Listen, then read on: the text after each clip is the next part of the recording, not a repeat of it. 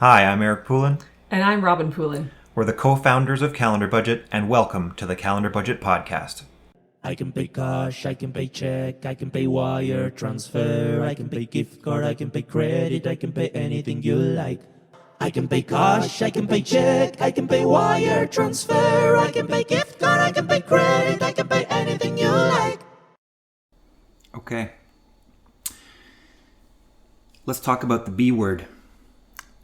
Budgeting. It's taboo. It's not so bad. Some people get really anxious about budgeting, and it feels like torture and a scary thing. Sometimes it's just because they don't really know what they're doing. They don't know how to get started, and it is a lot of work. Question is, why do you want to budget? Well, we're about to talk about that. It's super important. There's this term, making ends meet, which we've used before. Lots of people use this term. What ends are we making meet? Are we meeting two ends of the string? No. It's when you have your income and how can you make it last that it will cover all of your expenses until your next paycheck or until the end of the month. What expenses are coming up besides like your bills and everything your groceries and everything else that adds up. Yeah, exactly.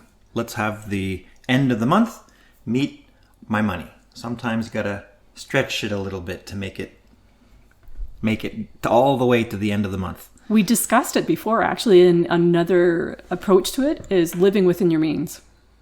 Yes, that's the way to do it. But yeah, it's nice to talk about how do we actually get there. A budget is where the rubber meets the road. This is where the magic happens. So I look at budgeting as not a negative thing, not something to be anxious about, but it's an opportunity to get on track. But what makes it so scary? Why are people so scared of budgeting? Well, I think most people are living paycheck to paycheck already. So they don't want to be woken up to what's really going on? I don't think they know a better way for most people. You know, they think they need to earn more money somehow. Or they don't want to look into it because then they think suddenly I have to scrimp and save and I have to sacrifice all the things that I like doing, and suddenly I can't have fun anymore. Well, I remember before marrying you you didn't have any fun ever. I had fun, but I had limited income and it was only me. I didn't have anybody else that was using my money that had access to my account. So I knew when I went to spend $5 at the gas station for a treat or $50 for the gas, or I do remember actually spending only $5 for gas one time because I knew I didn't have very much in my account. But I knew that I would have maybe $1 to $3 left. I knew approximately what would be in there. That's cutting it pretty close. Yeah. That's what a budget's for. It's going to get you out of that paycheck to paycheck. You know, you have money for the first 3 weeks, and then the last week of the month you have no money, and you're scrimping to get by. You can't buy gas. You're eating Kraft dinner for every meal because you can't afford any, or ramen noodles or whatever it is. Well, I was still young, just barely out of high school, and probably like very early 20s, extremely early. Were you paying rent at that time? No, I was actually living with your parents while you were gone away for 2 years. Okay. And where'd all your money go? I just didn't have enough money for income. I didn't have a job growing up, really, per se. I didn't have a newspaper. I just worked to help my parents to get things done, get a little allowance here and there. And I just didn't have probably the greatest knowledge of understanding that you need to have like great savings to be able to buy a house and things like that. It's not just savings. It's just sitting down, having the discipline to like track your money, plan it out. And if 20-year-old you could have the knowledge that you have now, I'm sure think differently. With the same income that you had back then, your life would have been drastically different. Yeah. There would have been some changes that I would have made. Still some, let's go and have a little fun because you need to enjoy life. Like you're not going to work yourself to death. But I would have realized that I need to probably curb a little bit more of this, even though make sure I can get where I need to be, like schooling and stuff that I was going to. Yeah. Well, that's what we talked about a couple of weeks ago is Yeah. prioritizing, right? Your wants versus your needs. But a budget can help you do that. Yeah. So I guess a budget could have helped me to understand where I was going, but I didn't really think about the need of it at that point because I was just busy trying to do schooling and be social. Everybody wants some social life. And worse, as a student, often, students are very targeted for credit cards and for credit vehicles. And often you'll get to the end of your month or your 3-week period, in the last week, you just don't have the cash anymore. So suddenly the credit card comes out and you're filling the gaps with credit. And then suddenly that starts to build and build and build, and you're barely making the minimum payment. And how do you get out of this sort of vicious cycle, right? It's bad. It can be bad for people. So. Or maybe you haven't gone that venue yet to apply for credit, so you're just barely making things do with the cash that you have and loan from mom and dad or whoever else that you hope that they could just kind of forget about sometimes. Yeah, well. But you still want to be responsible. They don't forget. Say, That's the thing.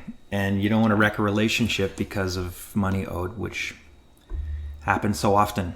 Yeah. Right? I don't think I used them as a loan either, really. I just kind of made do with what I had and did without. Well, that's a good principle to go by. Pay for it with cash or do without. Don't use credit unless it's absolutely necessary. And there's ways and times to use credit, but at the end of the day, a budget's going to help with this tremendously. So first step in getting started with a budget is, before you even start tracking everything down, there's a little bit of financial literacy. We just want to make sure that we understand. I think this is basic stuff people probably already know, but let's just cover it anyway. Mm-hmm. Financial health.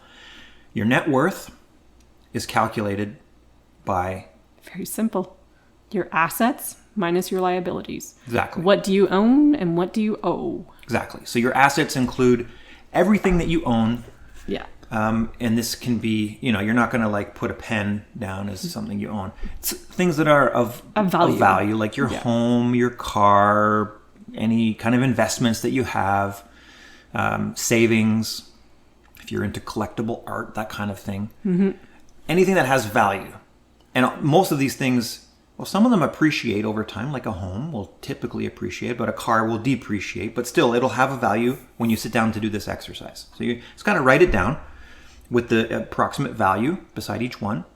And then same thing for your liabilities, which is everything you owe, right? Mm-hmm. So that's going to be debts, mortgages, lines of credit, any personal loans that you have, So I have to include the ones that I owe to mom and dad or Uncle Sam? Your loan shark, crime boss, all those ones. You don't want to get a broken leg. Yeah, write down all of those and the amounts that are left outstanding on these credit vehicles, and then just subtract them. So all of your assets added up minus all of your liabilities added up. That's your net worth. And you sure hope that it's a positive number. Well, that's what you hope. But sort of by design, when you're just getting started out as an adult, you're probably going to have a negative net worth. And that's not a bad thing. Yeah. It's that's how North American life is structured. You're not going to have a lot of assets. Getting started, if you're newly married or just getting into adulthood, you're probably going to be looking at rent or a mortgage. You're going to have maybe a car that you need to buy, and suddenly this car you have a loan for the car that you have to pay back, and you have the car too that offsets. But guess what? The minute you drive the car off the lot, the amount you owe for the car is less than the value of the car. It's just the nature of life. You want to make sure that... Unless you had a down payment. If you had a down payment to begin with, it could be equal. Then it could help. Yeah, for sure. But that down payment's going to, again, take away from your assets. Your cash on hand is lower. Yeah. So it's not atypical to have a negative net worth when you're getting started out. But you don't want to stay there for very long.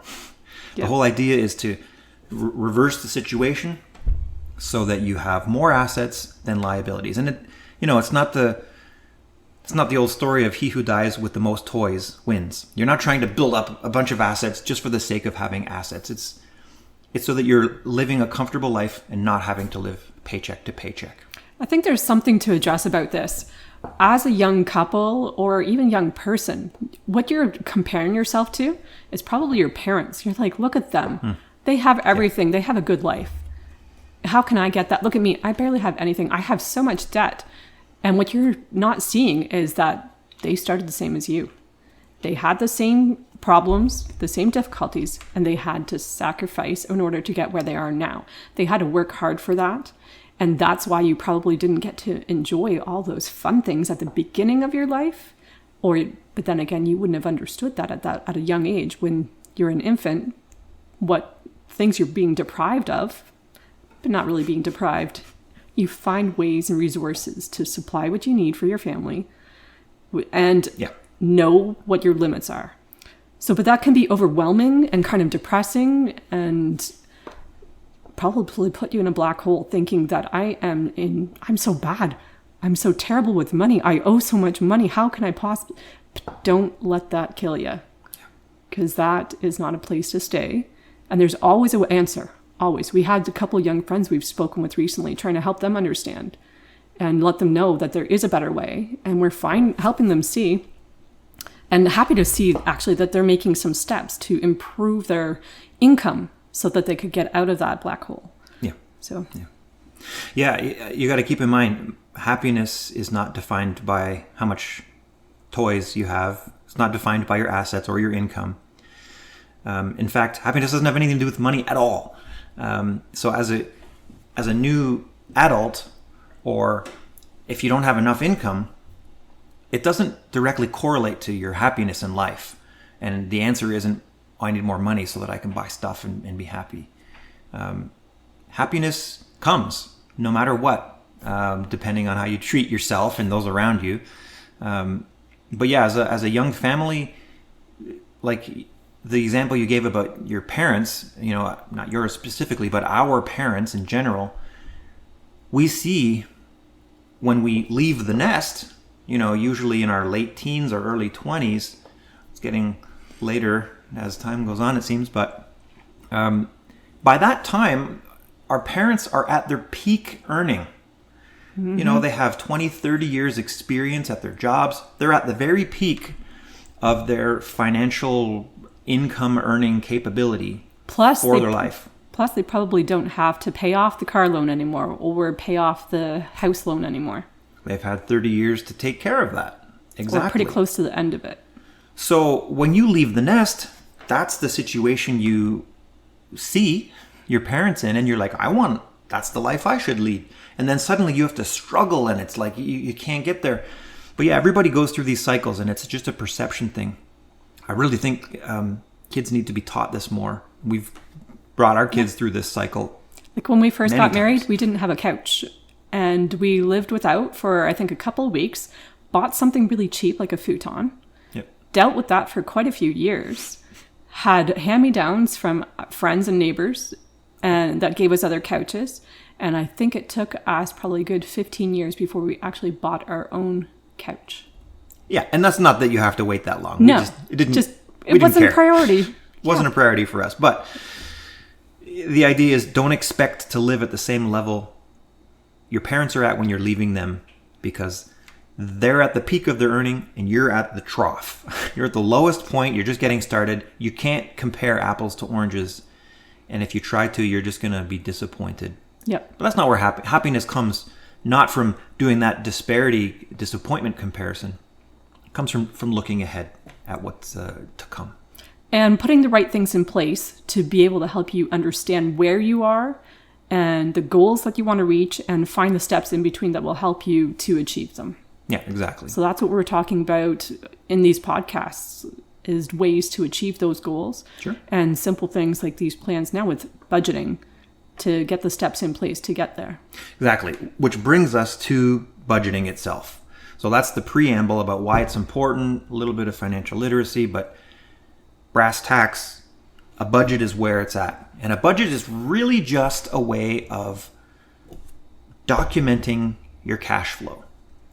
When I say cash flow, suddenly it feels like we're in an accounting class, right? And people are, now our listeners are tuning out suddenly to cash flow. But cash flow just means, where's your money going, right? You have bills that need to be paid. You have Starbucks that needs to be drank. You know, your money goes various places throughout the month, and you earn money somehow. That's all cash flow, and a budget just documents that. And the truth is, most people have no idea where their money is going. You know, in a moment, as they buy their next Starbucks, or we're from Canada, that would be Timmy's, Tim Hortons. But people, they pay for this thing. They know that they're paying for this thing, but the next day, they're like, where did all my money go? We have terrible memories if we don't write things down. Yeah. If you go for that treat every morning on your way to work, how much actually have you spent in the week, the month, the year? Exactly. Which is why it's important to track things, which we'll get to in a bit. But one of the reasons people are intimidated about a budget is because you can already feel a bit of anxiety around, oh, are you telling me I have to write down every time I go to Starbucks? Every time I buy something, I have to write it down? Yeah, that's what we're telling you. One of the reasons that we recommend to not use cash as often as you can, because when you use cash, it's very difficult to track where everything goes, right? You get a wad of cash and it just disappears, and unless you actually track it, it's difficult. But if you use your debit card or credit card instead of cash, guess what? The bank does that for you, right? It's all in your statement, and you don't have to go back and wonder, oh, I took $300 out, and now I don't have that $300. Where did it go? Memory is awful, and don't depend on it because you'll forget. I have a pretty good memory, and I forget all the time where cash goes. So you go to the gas station, and sometimes you buy treats, sometimes you buy gas. Maybe you had a really good day for treats. You spent like $50 on treats. At the gas station? I know. Dang, that's a lot of chips. Yes. Grocery store was closed. How do you know the difference? So, super secret budgeting tip. Buying chips at the gas station is a good way to hide your spending. But don't do that. Don't do that, because you don't need to hide your spending. Why would you want to? Exactly. Why would you want to do that? You didn't do that, right? I've never done that. You have no need to. Never. Exactly. So yeah, it can be intimidating because people feel like, oh, I have to do all of this work. It's going to be really time consuming, and I have to remember to do this all the time. But if you get the bank to do it for you, that's going to be the way to do it. So we're not going to go into super detail today about how to actually get out a piece of paper if you're doing it on paper, or how to get out a personal finance tool if you're awesome and use Calendar Budget, or some other tools. Or a spreadsheet, which is where we started. There's too much minutia, too many details to get into. So we're going to kind of keep it a little more high level. But at the end of the day, it's important that you understand how to get started. And best way to get started is, again, gather your bank statements, because hopefully if you've been using your debit card, and we do for bills and for most of our spending, that's going to be a good place to jog your memory about where your money's going. Because the whole point of this is to remember, where's all my money going? This is an exercise that you're going to have to do one time to get it out, get the plan out, like where's all your history gone. Look at like the past 3 months of data of like where's your money gone, credit card statements, bank statements. 1 month isn't enough? No, why? Because probably within the last 3 months, I've also had water, or for my house. Like a water bill. Yeah. Thank you. Other bills and stuff that come up that don't come up regularly. Sure. In 1 month. Not everything is a monthly bill. Like consider Christmas. Only happens in December. And if you don't plan for, okay, it's March now, it's not March now, but if it were March now, and I didn't think about Christmas coming, you're going to be, December will arrive, and guess what? It's going to throw your budget into a tailspin. Yeah. Nobody wants that.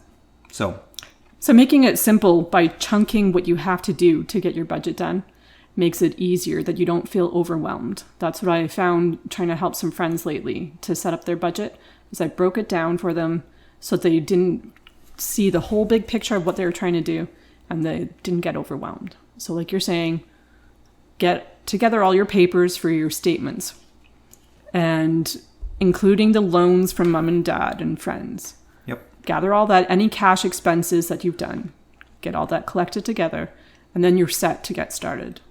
Yeah, and there's basically 3 things you want to consider. Well, 2. There's your income and your expenses, but I'll break the expenses into 2 categories, typically how I start anyway. Your income's easy. You're not going to have a lot of sources of income. For most people, it's like, I work at Walmart, or I have a job doing this. I'm a professional and I get a salary, or I own a business. Whatever it is, you've got 1 or 2, maybe 3 sources of income. For most people, it's 1 source of income. And if you're a couple, maybe there's 2. But that's not always the case. When we were young, I was working and you were full-time mom. Yep. So we had that luxury. You had the more important job, but I was the only one bringing in real income to the family. And that's the case with a lot of people. Yep. We still work together. Like as parenting, and then even with your job, occasionally you'd be like, hey, you know a little bit about programming here. I got this problem. What's your idea? Yes, exactly. It was fun. Need to go through the coding loops with you. Yeah. So get your income, document that. That's the easiest part. Then you get into your expenses. Now I like to break expenses down into 2 different types. Yeah. Fixed expenses and variable expenses. So fixed, like mortgage, car payments. So what does it mean when we say fixed? A cost that doesn't change. My mortgage is not going to go up and down each month in what I have to pay out. You can't just turn this off because you need it, and it's stable the same all the time. Even if it is going to go away eventually. There may be some minor variations, but for the most part, it's the same. Yeah. Insurance premiums, taxes that you owe, rent or mortgage, car loan payments, any loan payment. These things are very stable. You have to pay them.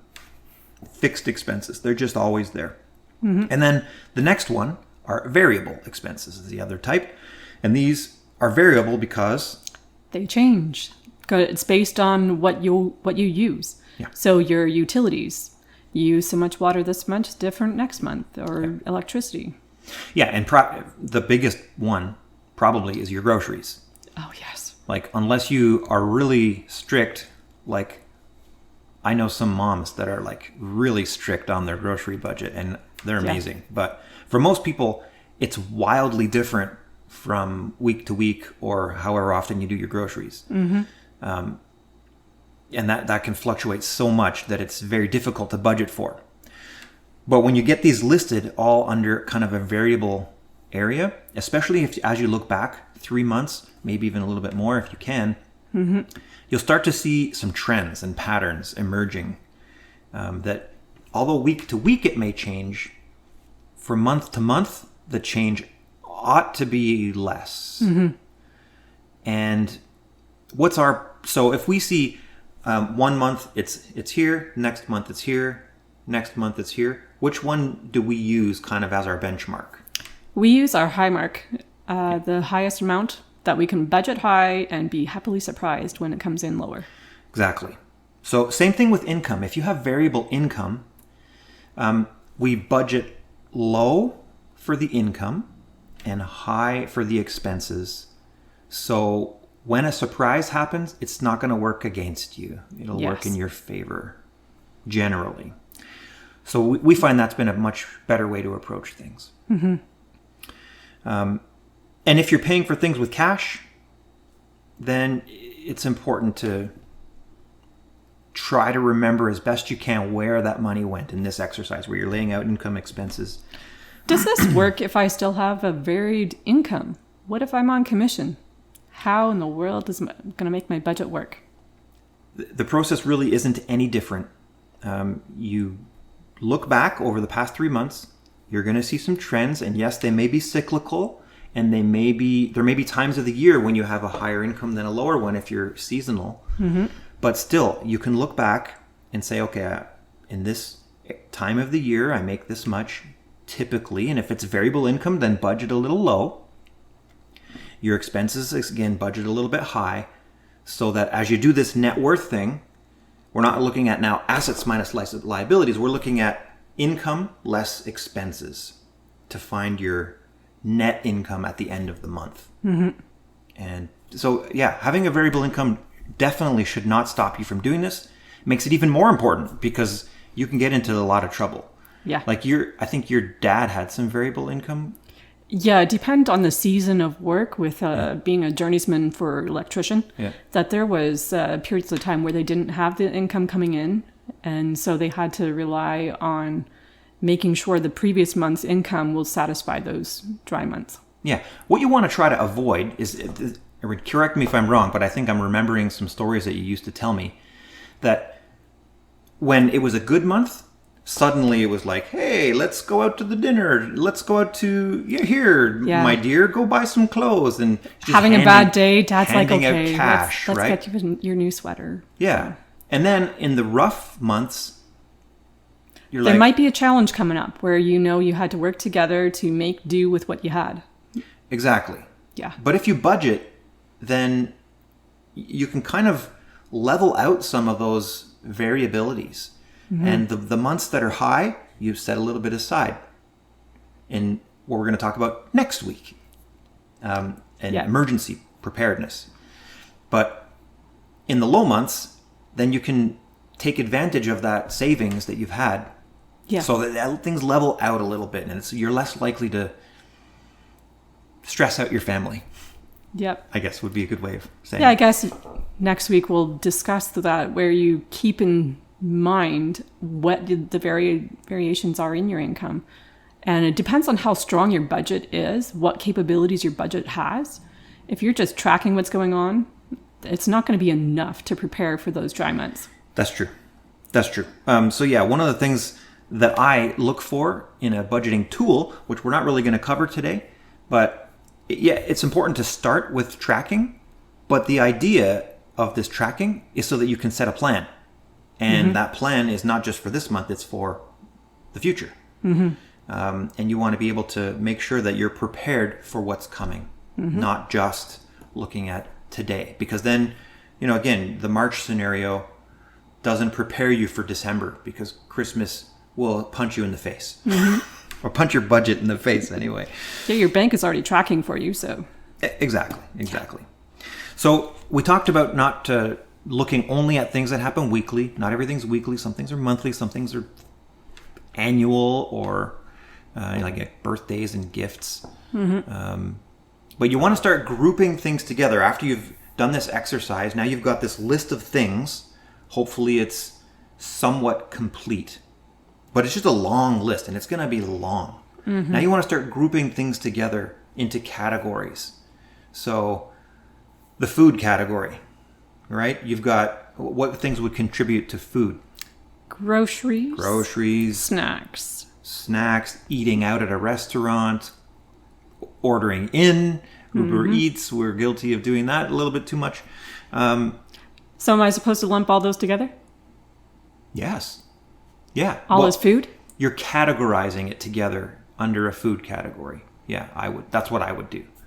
And then you can start to see other trends. Oh, I've got maybe a house category because I have my mortgage or rent, but I also had to do this repair, and I had to buy a lawnmower because, whatever there happens to be in your house, maybe there's like gas and heat and electricity for your house that you have to pay for, and phone bills, and although most people don't have landlines anymore.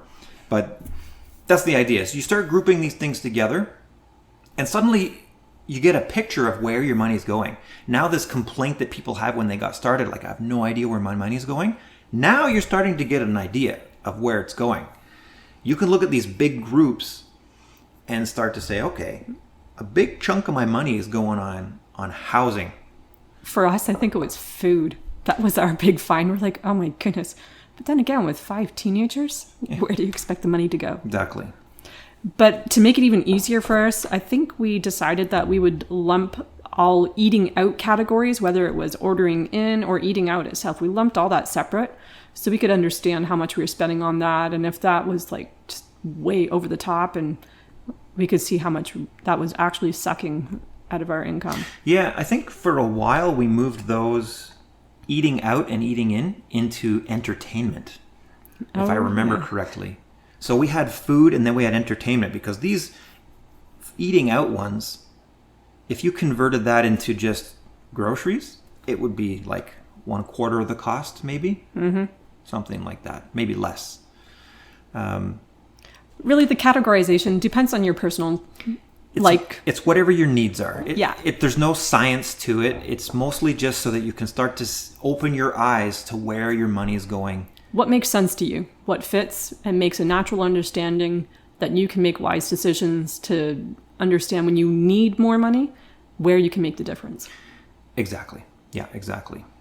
So once you have these grouped together into this list, now it's time to start, doing the exercise of, am I balanced? Is my income minus my expenses a positive number? Mm-hmm. And I would put a savings account as like the top expense, by the way. Maybe we'll talk about that in another podcast. Paying yourself first. But you don't want to just be, if your income and your expenses exactly meet, that's the definition of living paycheck to paycheck. Mm-hmm. It's not enough. Or even just barely over, that's still paycheck to paycheck. Yeah. You need a little more. Yeah, you need a little space. And that space goes into either an emergency account or a long-term savings for some cushion for when bad times come, because Yeah, they're going to come. they come. Exactly. Mm-hmm. Okay, great. So now you've got your income, your expenses, you've figured out Variables and fixed. categories, variables, and fixed, and you started to figure out which of these things do I need? Are there some things maybe that look a little wrong or unexpected? Like we unexpectedly noticed that we were spending way too much on food. And what can we do about that? Are there ways that we can change the way we live? Maybe it's eating out less. Maybe it's eating less junk food, or getting back to more whole foods instead of buying frozen chicken, getting actual uncooked chicken. And yeah, it means you have to prepare it, and that takes a little more time. But those things can help you figure out how to save a little bit on your budget. And use what you have. Try to use up what things you have so you're not spending and then end up throwing things out. It's just a waste of money. Yeah, exactly. So once you have all of those things, you're pretty set. Mm-hmm. Now, we've been pretending, like with my hand here, that I'm doing this on a piece of paper. Hopefully that's not the case. There's some really good tools out there, like a calendar budget. Yeah, what if you make a mistake on your paper? A lot of erasing is the answer. A lot of erasing. Which is what used to happen. And you do want to track these things. So you listed all these things out, but that's great that you have a list. But now you have to start tracking it day by day, week by week. And where's your money going as you spend it? Suddenly, if you make a math mistake, if you forget something, a lot of erasing. Which is why a lot of people do digital now. Even if it's just a spreadsheet. Mm-hmm. If you have some basic spreadsheet skills, you don't have to be an Excel or Google Sheets whiz to be able to do this simple stuff, right? It's adding and subtracting, simple stuff. But we do recommend tracking literally everything to the penny. I remember when we first started with Calendar Budget back in our early marriage, that we were telling people that we know to the penny what's in our accounts. And we're like, what? How do you do that? Yeah, I mean... It's because you track everything. So think, 30, 40 years ago, people were using paper. Mm-hmm. It would be impractical to do that unless you're one of those persons that I've seen some My dad was balance sheets like that. Crazy. Mm-hmm. Crazy accurate, and I'm just impressed. Right. People who do this, wow. Yeah. It's amazing. So meticulous, accurate, and just on top of it all the time. But you want to make sure that you do track it and write down to the penny so that you know you're not making mistakes. Mm-hmm. And if there's a mistake, then that's where the problems come in. Especially in a spreadsheet. You make a mistake and suddenly you're debugging any formulas that you wrote, and it can take a long time to And figure if you things have out. to add in something new, like for us, a new child was coming, 2 at that time, twins. So complications with that of Yeah, can be. what's going to come up. So make sure you're tracking it down to the penny, and then you can start to budget based on these categories that you set up. So we've grouped things together. Now let's start budgeting based on these groupings. Oh, my food category. In past, it looks like I've spent $500 on food in the month for the family. Okay. So a lot of people will do what's called envelope budgeting, or they'll even use jars. It's the same idea. They get their paycheck. This is when they used to do it with cash. Please don't do this with actual cash. Do it electronically or some other way, but let your bank track things. But think about it for a second. About There how are this some could work. people that need the cash. That's what makes sense to them. And that's okay.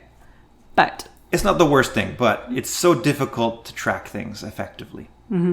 But you can think about it like this. You get your income, and into the jar for food goes $500. Into the jar for house goes $2,500. Into the jar for whatever your next categories are. And all of the income, 100% of the income, not 95 or 90, and not 105, exactly 100% of your income goes into these jars, right? And you'll have a bucket jar called savings where the rest goes. But you don't want it to be the rest. You want to leave it earlier so that the other things get curbed and limited. True. Yeah. Yeah, I didn't mean it to look like that. What we do is we put it, the first thing that we put is savings, then distribute it to the rest of the jars. And if there's anything left over, back into the savings jar. Is how I meant to say it. Thank Got you it. for the correction. I'll take that, Kurt.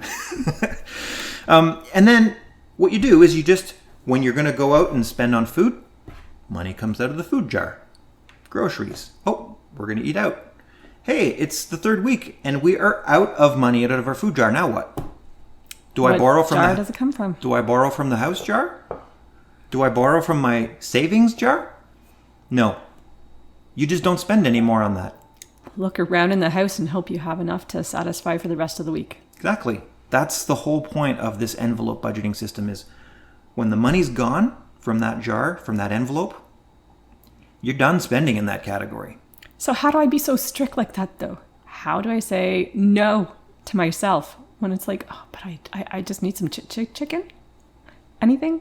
Well, if you're tracking as you go through the month, you should have full awareness of the remaining amount in this jar, how much you're spending, and it shouldn't creep up and be a surprise to you when it happens, right? You should see this coming. The whole point of this is to have your eyes open, full visibility on what's happening, no surprises. And if you get to the end of the month and you don't have any money left in that jar, then self-discipline, man. What are you going to do? Yes. Yeah, I mean, you can't do it. That's the whole point. And it does take some self-discipline. And hopefully you're not addicted to your chicken fetish or whatever it is that you happen to have. Must have protein. You budget for that. That's all you budget for it. And if you're finding that you're consistently running out of money, then it's time to revisit, is the budget wrong? Did I set the wrong? Do I need more money in this budget? And then you can rebalance things. But don't rebalance it in the middle of the month by going, oh, I'm just going to borrow some money from my rent. And now I don't have enough money for rent. And no, I'm going to borrow money from, don't do this. This is a bad idea. You're not going to get where you want to.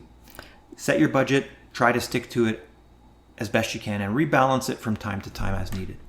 There may be the occasional thing that comes up, and you can expect those things to come up. Like the kid comes along and says, I have a cupcake sale coming tomorrow, and I'm supposed to supply like 1,000 cupcakes or something. That's a lot, but still. Yeah. You know that those things will eventually come up, but there's other buckets that can come from that don't have to come from your food savings. Exactly. Or from your savings period. Yeah. Or, as we're going to talk about next week, the emergency fund. It's not petty cash. It's for an actual emergency. Not everything is, your chicken fetish, your chicken sandwich need isn't an emergency. So maybe one bucket to have is a miscellaneous one. that allows for actually. those surprises. We always have a miscellaneous category. So Yeah. So great. I'm glad you brought this up. When you're categorizing things, there's going to be some things that just don't really fit into any category. Yeah. And we always just had a category called miscellaneous, and we always put 50 or 100. I think it used to be $50. Now it's probably more like $100 Yeah. in there. And that's kind of like petty cash. Mm-hmm. You can call it an allowance, or you can call it whatever you want, but that's money that can just go be spent on anything. Give you a little bit of freedom and not make you feel like you're constrained into this box called a budget. Yeah. Budget is meant to free you, not constrain you. And so if you feel like you're being constrained, time to revisit things. The only constraint should be reality, which is I'm not making enough money or I'm spending too much. And a budget is just going to help you figure that out and fix it. So, recommendations to sum things up. One thought, though, with the budget Yep. is you both need to be on the same page. If you have a partner, spouse, and even your children, they need to understand that there are budgets for these things that you are purchasing. That the money doesn't grow on trees and you don't get to go and buy Or whatever grow you in want. plastic. Exactly. I'll just charge it. It doesn't matter. Yeah. How about for the kids themselves? Should they have their own budget? How early is too early? You mean for their own spending? Yes. Maybe they get their allowance. Maybe they have a newspaper job. Maybe they have an actual, like, Never too 9 early. to 5 job. Never too early to teach this. Their obviously budget will look a lot simpler and very different from an adult's budget. Yes. They don't have rent and they're not usually paying for groceries and things like that. But they should have savings. Mm-hmm. They should have some spending money. And they should do something to better the world. Donations or tithing or whatever it is that you do to give a little bit back. Mm-hmm. You know, so yeah, never too early to start that kind of thing. And as a couple, then, if you are on the same page, then you have your budget to help you do that. And you have the occasional things, like we were saying about the miscellaneous thing. If it's going to be under that miscellaneous budget, then it makes it easier to say, okay, I can go purchase this thing. Or if I want to purchase a new projector that's a little bit over the miscellaneous budget, then is there room in the budget for that? Exactly. Yeah. And consult with each other on those bigger things then. I want to introduce the concept of consulting your budget before we wrap up. Yes. So you used the example of the projector. So I'm going to tell the projector story. So I was out. I think I was with one of the kids. I don't even remember what I was there for. We went to an electronics store. Yeah. Like Best Buy, or I think it was Future Shop back then. That store doesn't exist anymore. Probably trying to get a... It's a big box store. Plug or something, We were yeah. trying to get something ridiculously small. Yeah. And they had a projector there. This is like a digital LCD projector that I was thinking, wouldn't that be cool? Our kids were young. We're like, we could put the Barbie movies or the Disney movies up full screen on the TV. They'd love it. It would be amazing. On the wall. Yeah. Life size. But the projector was not cheap. If No, I remember, but it was on sale. It was amazing sale. It was a really good sale. Yeah. I had not been really shopping for this. I just came across it. So normally I don't recommend impulse buys ever.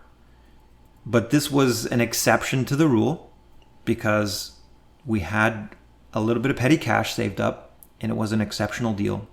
And we were the type of the people that had the artificial environment of scarcity.